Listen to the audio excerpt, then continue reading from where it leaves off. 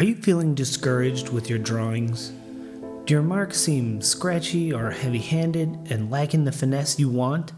Today, I'm going to show you some simple sharpening tricks that are total game changers. Alright, so you finally went out to the art store, scoured a million different brands to find the perfect pencil, only to come home just as frustrated as ever that you're still not getting the results you had hoped for with your fancy new pencils. My name is Darren, and today we're going to reshape the way you think about sharpening your pencils. So let's get into it. As artists, we have a wide range of options when it comes to sharpening our materials, from sandpapers to the standard sharpener and more. With so many options available, it can feel overwhelming to those just getting started or the novice looking to get serious. So today, we're going to trim the fat and stick to the meat and potatoes and focus on the materials most readily available and convenient to use. So let's dive into the tools that we're going to need to get you going. First, the sandpaper option. This method is ideal for charcoal sticks and pencils and can also be used for graphite.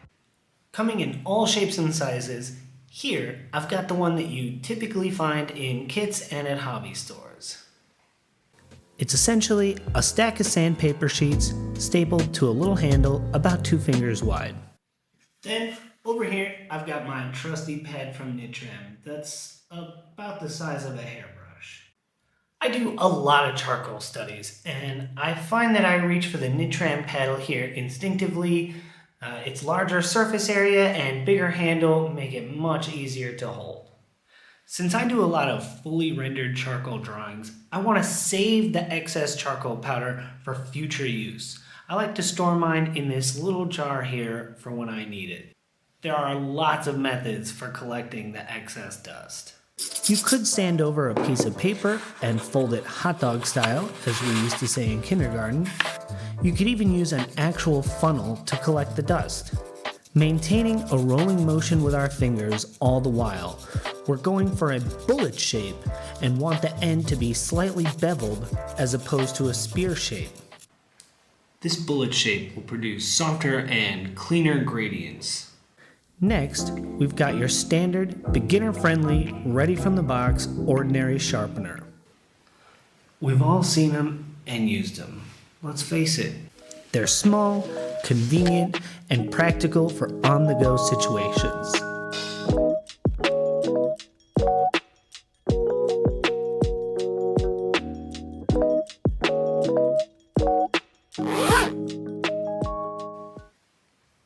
They are very straightforward and the function is seemingly self-evident.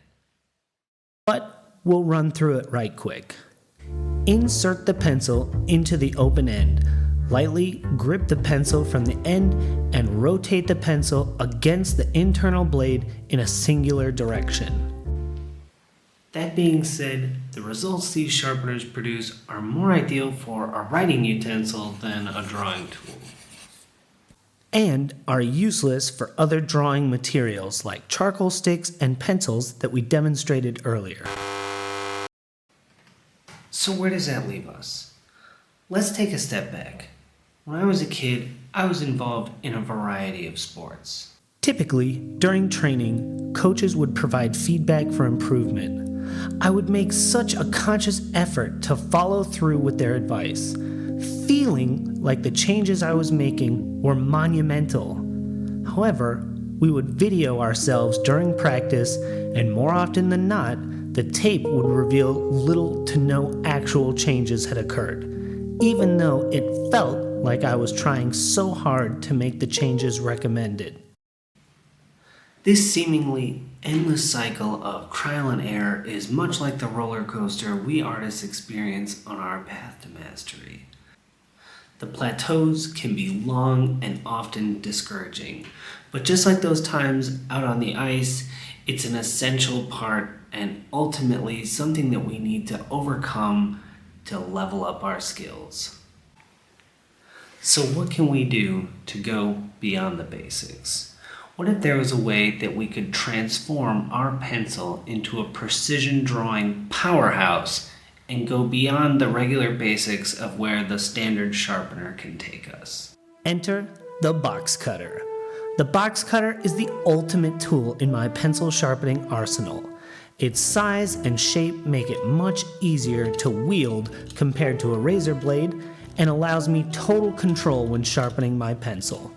Now, if you didn't spend your childhood as a forest-dwelling little gnome like I did and have never whittled a quiver of spears, this might take a little practice and patience. For me, personally, my favorite pencil to draw with is the old schoolboy special. But of course, this process will look the same regardless of your preferred brand. We're going to want to extend the blade about an inch or two from the handle, placing your thumb on the back of the blade while the pencil rests on the side of your finger. We're going to push the blade in a forward direction to expose more of the graphite, using your thumb and other fingers to slowly roll the pencil from side to side, allowing for an even taper. I would say about an inch of graphite is ideal. Once the desired amount of graphite is exposed, we can refine the tip even further. Next, we're going to remove our thumb from the blade and grip the pencil right about where the paint meets the exposed wood. Gently use the knife to refine the point, still maintaining the side-to-side rotation so as to maintain an even shape. Remember to take it slow and easy here, and always keep safety in mind. This final polish can also be done with the sander as demonstrated earlier if the knife makes you a little uncomfortable. Since I'm not concerned with collecting the excess graphite powder as I was with the charcoal pencils as demonstrated earlier, I like to sharpen my pencils directly into my little box here.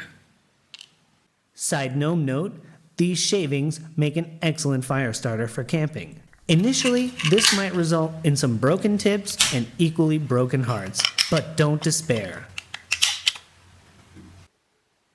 Eventually, you'll be able to gauge the necessary force required to craft the perfect pencil tip every time. There are tons of gadgets and gizmos out there for sharpening our drawing materials. These are just a few of the methods that I use with the tools I found to be readily available and inexpensive no matter where you live or what your budget is. There's just one problem. Everything we've learned about in this video is completely useless unless you can apply the techniques and tricks in this next video.